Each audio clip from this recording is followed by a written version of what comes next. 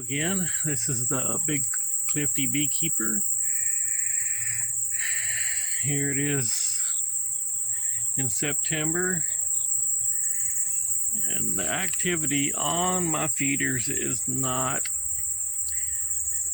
as busy as it has been. There's still quite a few, but not as many as normal. As you can see, they're foraging the goldenrod. I've got bumblebees, not as many honeybees, but this is in my yard. I don't know how truthful it is. They claim they don't forage much in their own yard. I don't know if that's true or not, but there's one right there foraging. Got a lot of bumblebees. There's a honeybee. So I'm still going to keep the syrup out for them if they wish, but they are getting some nectar from the goldenrod. There's one right there.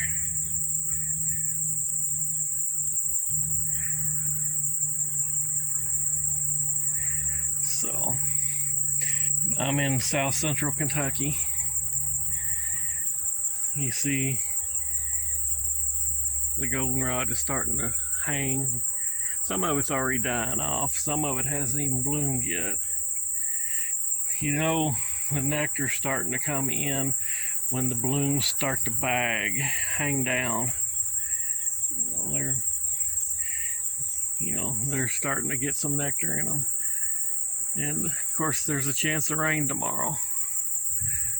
But I mean, that will actually help in the long run. See, that one ain't bloomed yet. That one ain't bloomed yet. And I've got some. The earlier stuff has already died off. We do have some bearding going on. But they also forage in bees. See if I do see some light gray pollen coming in. So they are getting pollen from somewhere. Of course, the flow's not great, or they wouldn't be that many bearding, but there is a little flow. So this one, the same way. I did double stack it. I don't normally like to double stack in the fall. I actually usually reduce them down. But since this is a 5-frame nook and they were packed to the gills, I decided to go ahead and add a box in case they thought about swarming. I'd hate to have them swarm this late in the year. You're on a chance of not getting a queen to come back. All the hives are doing their thing. I'll be putting the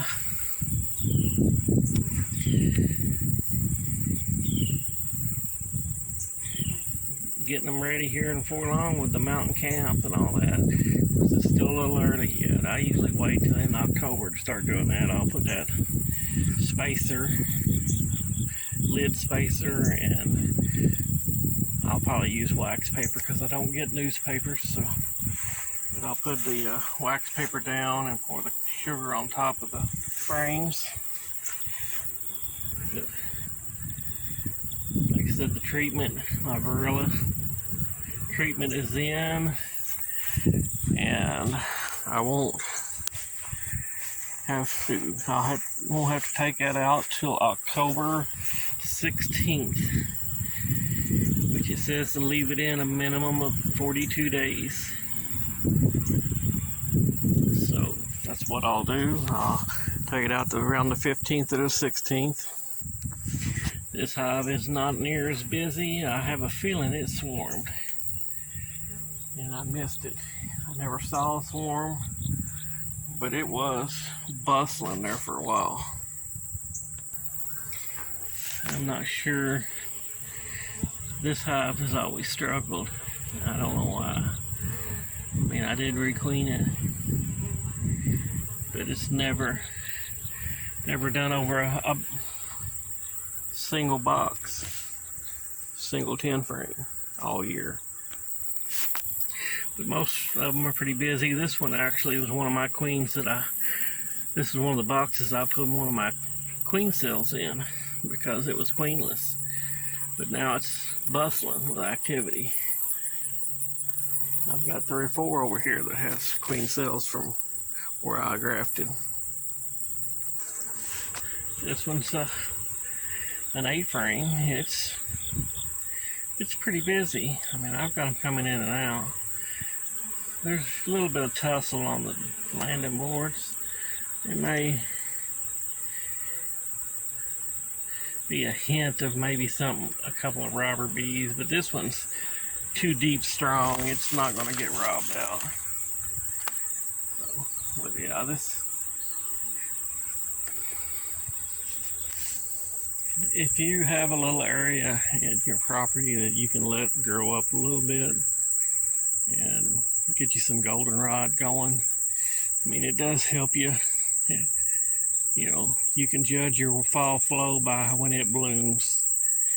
You know, you still need to feed, give them all what they need.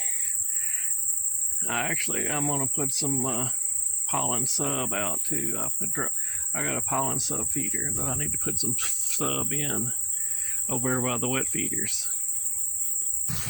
But yeah, I mean, there's still quite a few bees at the feeder, but I mean, it is not packed like it has been. I mean, this thing, there was so many of them on there the other day that it was piled up to where they were just falling off of it in piles.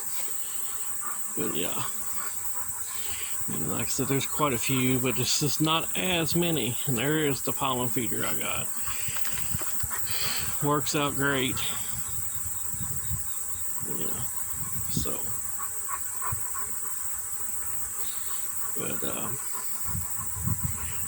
I just thought I'd make up a little quick video, show you some stuff around the yard. Like I said, if you're up north already, you know, you're just judging your area. What works for me won't work for you. If it's, you know, wintertime comes earlier up north and later down south. And looks like I got a feeder leaking, actually. Starting to lose vacuum, but it'll be all right. But yeah, just, you know, use your own judgment on when to, you know, if you know that you're going to get cold below 50s, you know, pretty soon, go ahead and put your sugar and stuff on, dry sugar on now. Like here, South Central Kentucky, I probably got to end of October before it really gets that cold to where I can't, you know, that you shouldn't be messing with them. But even if it's cold and you know they're low on food, you can open them up and put a little bit of sugar in there as an emergency situation. You know, it's better than letting them starve. It's not really the cold that gets them anyway, it's the moisture. So, it's time to start, you know, going around and tilting your hives towards the front so the water will drain out. I mean, if you're in an extremely cold, you know, you need to start thinking, if you insulate. Just do what you need to do. So that's all I've got. If you like the videos, subscribe, hit the like button or dislike, and share them if you want. It always helps out in the search engines if you know, hit the like and subscribe. I'll talk to you later.